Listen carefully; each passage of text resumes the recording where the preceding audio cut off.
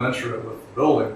So they have to think, well, can I make enough on this new building to pay the extra that my property tax is going to go up to if I build there, or should I just live with this low-level property tax in the parking lot, pay $178,000 a year, and then sort of collect the imputed income over time as the city grows and the demand for land grows. So what they've obviously chosen to do is leave it as a parking lot. It's been like that for a long time. I live near there, so it's been like that over a decade, even a couple of decades. If they do have offers to develop and they reject, then I would understand charging them with a tax bill and say you cannot be denying development opportunities just because you want to sit on it. Oh. That I understand. But if they don't have, then directly going and confiscating it, I don't say confiscate, but yeah, but if you charge the taxes, you jack it up just like that for no reason, well, that's a reason. then basically you're going to take it from them. Because they're not going to be able to take that. This is what's going on in they're going to have to sell it to somebody who can develop it. They're not taking anything. They have to sell it because we have to use the land efficiently. Or at least just make sure like the taxes on the buildings are low, because the taxes on buildings are low, and that gives them an incentive to look into building, right? It should be the same. In other words, it's the same block. So the same location essentially. So why shouldn't the taxes be the same on per square foot? Regardless of what's built on there. That way you get the best use of the land, and this is the Georgia theory. So if you bring the tax up on the parking lot, then the owner of the parking lot is going to say, hey, wait a minute, I can't pay taxes just by parking cars. I better put up a building or sell it to somebody who else can put up a building. So he has a choice. I mean, it's not like it's going to hit him overnight. He'll know it's coming. So they'll have some time, maybe a year or so, in which to sell the building or so forth. Now, he may not get the price he wants. In fact, he won't. It's true, because if again, if the land rent goes up, the price is going to go down. But that's not our problem. What the city should really be thinking of is how do you get the best revenue and encourage development. And since you can do both at the same time, simply by raising the land tax, why wouldn't you do it? And we'll see a little later why they don't do it, but that's the idea. In fact, we'll see pretty soon. All right, so this is what's going to be the Western Hemisphere's tallest residential building. It's 100 feet taller than the Empire State Building, and to me it looks very unstable. But I'm not an engineer. I wouldn't want to live up there, but apparently a lot of people do, because there's billionaires actually buying apartments on top of this building. You're talking about the tower, right? Yeah. So they've got an abatement. They can go 28 feet over this landmark building down here, the Fine Arts Society building. And they also are going up 200, this is 215 West 57th actually, so this is not even the most expensive building, but it's one of them. So this is Extel Corporation, and they're taking, this space that's going to be 100 feet taller than the Empire State Building. And we'll see in a little bit why they're able to get away with this sort of thing. But it's basically because they're undertaxed on their land, and they've got special deals with the legislature and the Senate and the Assembly, where they basically have these huge tax abatements. So therefore, again, the land rent is down, so land price is up. So the only people who can afford that price, which translates into the price of the apartment, are millionaires and billionaires, and those are the people who are buying in this building. And a lot of them don't live here too. So let me continue on a little bit. And speaking of air rights, this sort of thing is becoming quite common now, where buildings will come up and they'll pay the building next door some sort of a rent to basically rent the space above the building, air rights. So here you have a case of new building going up, and you can see the overhang on these two older buildings, plus the vacant lot. You can see on the corner here, there's actually a lot between the two older buildings and that building on the far corner. So there's 3 lots there. And what's happening here, looking at the chart again, you've got these 2 little buildings with a vacant lot. So 3 of them together have 11 or 13 units rather. And the building next door on the far corner has 95 units, But the building with the properties with the 13 units are actually paying 14% of the property tax of the 95-story building per square foot. So the better utilized property is paying $855,000 a year, and the vacant and the underutilized property is paying only $164,000 a year in taxes, or 19%, even though they've got, well, that's about right. It's 14% number of units and 19% of taxes. So I guess you could think of it as progressive that way, but it's really not fair. It means that these little tiny buildings plus a vacant lot are vastly underpaying for the land rent as compared to the building on the corner, and probably as compared to this new building that's going up, but I don't know what this going to be. They actually are on pretty comparable land. The 13-unit space with the vacant lot is taking 71% of the land of the corner building, so it's it's roughly equivalent, but they're paying far less in taxes. Okay. Now, another thing that happens is that parks add to real estate values. So we've got this Highline Park, and Michael Bloomberg said that this Highline Park put in $2 billion in private investment surrounding that park, and he said it makes up for $115 million the city has spent on the park and deals that it's made to encourage developers to build. But the price of the apartments near the park is $2,000 a square foot. So again, this is only going to go to rich folks because the price is so high. In the meantime, the city is paying for the park. So the real question is, why is the city spending money to benefit a handful of already rich owners when charging them the land value tax, which is really a rent on the land, but it brought in enough to build the park in the first place? And the second question is, because this park was built with charity, is it really charity when landowners give $1 million to build a park and when they gain tens of millions when they sell their land? Or isn't that just another investment at taxpayer expense? In other words, they put a little bit in, they get this great park, but then when they sell their land, they make it back in spades. They may make 10, 20 times because of the park, because of the great improvement that brings to the value of their land. So, you have to watch these so-called charities and who's really benefiting. Here's another thing in that same neighborhood.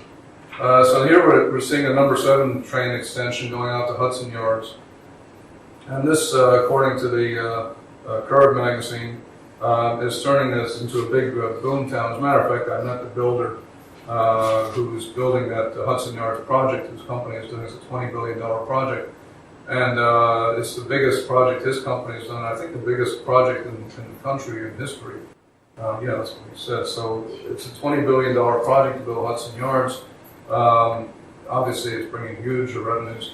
So they're saying that the 5,000, according to New York Times, the 5,000 apartments that have already been built have brought $5 billion in private development that has been invested in that area between 28th and 43rd Street, west of 8th Avenue. Since it was rezoned in 2005. So the question is, why do the developers need tax breaks if they're going to make so much money? And who is going to pay for the subway extension? Well, according to Crain's magazine, the Economic Development's Industrial Development Agency is expected to clear a big tax discount for a portion of the related company's vast Hudson Yards project. And it's a 20-year-long 40% property tax break for a 1 million square foot mall and 2.4 million square foot office spire. And the related company could realize $328 million in savings from the exemption. So they're getting this big exemption. Fiscal watchdogs say that the break is especially problematic, given that the city plans to use tax revenue from the Hudson Yards to pay off the over $2 billion cost of extending the number 7 line to the site. So between 2006 and 2012, the city spent $137 million servicing the bonds for the number 7 line, we have to pay interest, and girding itself to spend $155.6 million in 2013-2014. So again, the city is spending all this money to build in Hudson Yards, to build a subway station going to Hudson Yards, and the developers are basically getting a rebate. So that they say that they won't build without it. And then it's turning out that the land price is going up because, again, the property tax is so low that the price of the apartments goes up correspondingly, so that the city is also losing revenue again. And this is a huge project. Now, it's one thing if you do Dunkin' Donuts or McDonald's here and there, but this is billions of dollars over time. So we're losing a lot of money. Now, same thing happens when you increase transportation by water. After all, we're an island city. So we now have an East River ferry that has caused total property values in Brooklyn and Queens waterfront neighborhoods to soar by hundreds of millions of dollars, according to a new study. The service, which launched in 2011, led to a jump in home values within an eighth of a mile of its stops by 8% above the normal market rate, according to an analysis by EDC. And it has increased total property value by $500 million for all homes within a mile of its stops. And this broker said, you really see the connection in the uptick in sales prices. This broker from Douglas Elliman said it's a huge draw for river communities. She added the ferry is a boost for luring Manhattanites across the river. I'm sure it is. So this is a great amenity. People are willing to pay for it, but the people that they're paying are not the people who run the ferry. So the city is running it. They're charging the riders. The ferry is also getting a subsidy from general revenue.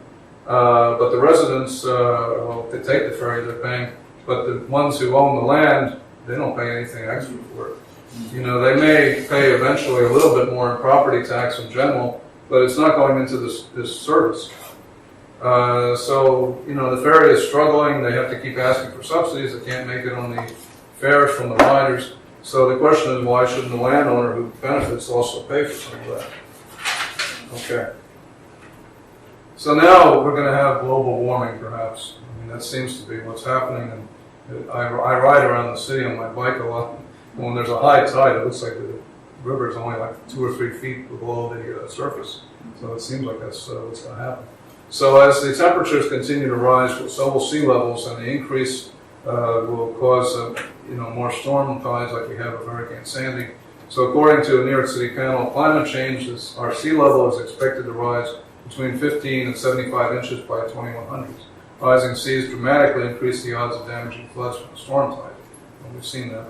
So the city is planning to build this elevated multi-purpose levee in Lower Manhattan, and you can kind of see that this is a little bit higher than the inlet side, so it's angled upward. So that's supposed to protect this like a levee, and they're going to build upon it. So the question is, if the landowner gains from newly created land when he builds on it, shouldn't he pay rent to maintain and create that land? Yet President Obama has actually signed an order to roll back the national flood insurance rate hikes that would have paid for repair in case of storms that were put in place after Hurricane Sandy. So who gains from that? That means that basically the government is underwriting the insurance rates, and the private owner is not paying what they should be paying for a dangerous area. So is that fair? Is it fair for the government, which means us the taxpayers, to pay for developers to build on a hazardous area, or to ameliorate that by building these levees so that it's not so hazardous? So that's another way that the private interests are gaining at the public expense. All right, now you also have something called leaseholds, and these are long-term leases on land, and they can be decades long. So it's almost as if you own the land, but eventually the lease will run out and have to renew. But still, if it's early enough, you can make a lot of money as if you were the owner. So Excel Corporation, again, Excel Development, you've heard about them. They're selling the leasehold on 20 East 46th Street. So the company's brokers say they hope to fetch about $25 million for the 15-story property that's on that lease. That would be 44% more than Excel shelled out when it acquired the leasehold in 2006 for $17.4 million. The lease for the building extends for 31 years, and the building is in a great location. Well, that's according to Cranes, I'm sure it is. So the tax rate is supposedly 10.3%, but this is on a market value. Actually, it's not on a market value. The market value, according to the city, is almost $20 million, but the city are trying to get 25. And the assessed value, which is really what the tax is based on, is only $7,249,000, and the land is supposedly $3.5 million. So everything again is under assessed by millions of dollars, which means that the tax, whatever the rate is, it's not really collecting what it ought to be collecting. So here again is another property where the city is losing millions of dollars over time. Okay. So now let's go one more time with Extel Corporation. Why would anybody pay over $90 million for an apartment? This is what they've sold the top penthouse for. Extel Development Company, which is building 157, said that the buyers of the first 9 full-floor apartments plus 2 duplex penthouses were all billionaires. So that means 11 billionaires all living together. The top floor penthouse, which spans nearly 11,000 square feet, sold for about $95 million. This is the record. The full floor apartments have open views of Central Park, and by the way, you should go online and take a virtual tour. It's like looking at a little globe, one of those snow globes. But people do want to live up there. So high-end real estate has become a magnet for the world's super rich who are looking for better investment returns and a safe haven from thornier economic conditions in their home countries. A lot of what's happening at 157 is about wealth preservation. That may be a little hard to imagine when you're spending $95 million that you're trying to preserve your wealth, but they have their reasons. And the reasons go back to the taxes again. So places like 157, 15 Central Park West, Plaza Hotel, are another New York entirely, one for the ultra-wealthy with a primary residence elsewhere, for whom a $55 million condo is pied-à-terre, and just another place to park their wealth. Mayor de Blasio's proposal will have little of any effect on them. They pay no city income tax, because many of them are foreign, and comparatively low property taxes, even as the city's services prop up the value of their trophy real estate. And how low is it? Well, there was an article that just came out in New York Magazine called Stash Pad, which is a cover story. And they said in New York, and talking about 157 again, by contrast to foreign cities like London, which now taxes foreign investors and offshore entities, buyers of new construction often qualify for a tax abatement. So at 157, currently the city's most expensive new address, the tax abatement amounts to 94%. So this means that a Times analysis estimated that the priciest penthouse, that's the one that sold for more than $90 million, $95 million, would initially be billed at less than $1,500 a month. So try to imagine this now. You're living in a $95 million apartment, and you're paying something like half, or maybe a little more than half, of what the average New Yorker pays in rent or common charges. I mean, it boggles the mind. And so this is why, this is the most dramatic example I have, really. Why when the land rent goes down, the price goes way up. It goes up to the moon in this case. And so, they got this enormous abatement, basically no tax at all. So they don't have to charge their tenants very much for property taxes, so it's $1,500 a month. So, why wouldn't you come here if you're from Russia or China and you're worried about the security of your money? You stash some here, and that's why they call it a stash pad. So this is the tax breaks for billionaires. Does anybody want to read this and give me a speaking break, or should I keep on reading? Okay. Any volunteers? I have to keep reading. Okay. The millionaires buying apartments in a soaring tower rising on 57th Street, again 157, are getting more than sweeping views of Central Park. They'll also be eligible for massive city tax breaks. So will the homeowners and builders of 4 other luxury Manhattan condo and rental developments.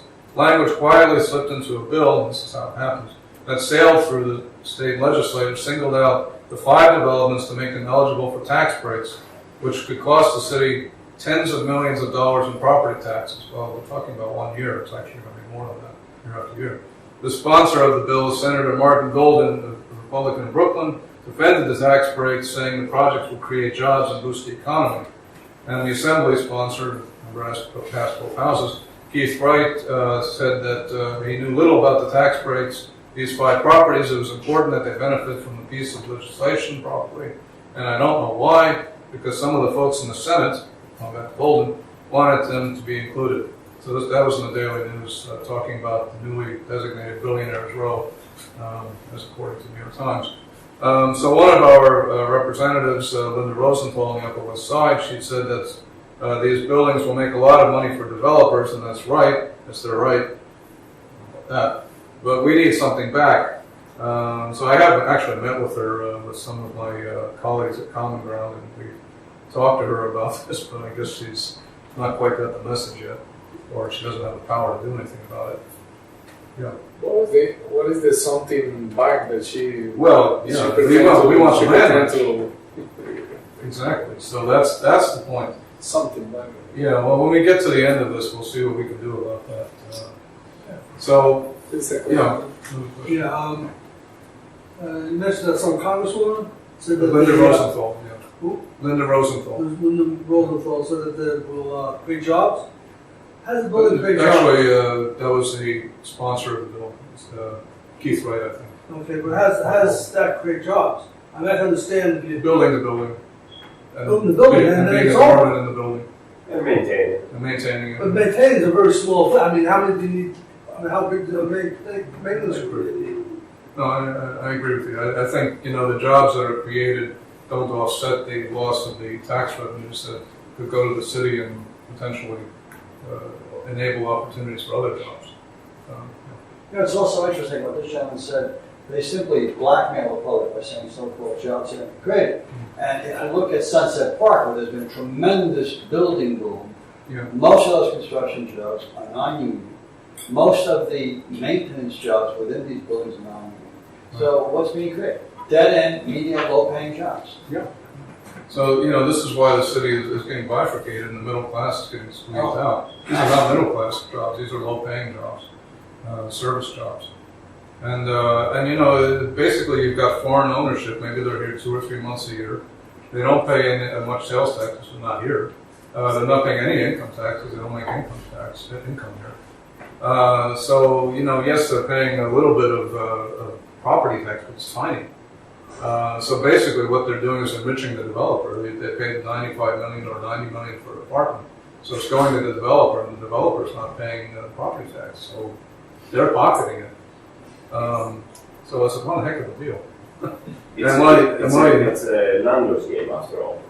Yeah. But they call it capitalism. Oh. So some Landlord's weird game, Do you think something's going to pull the so-called middle class guy? Because back in '94, remember when the state wanted to do away with rent stabilization, when Pataki was governor?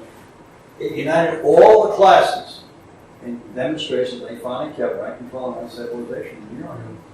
I don't think people realize what's really going on. People are, But they did in '94. maybe they were smarter, but I don't think they realize that this kind of extreme favoritism toward a certain development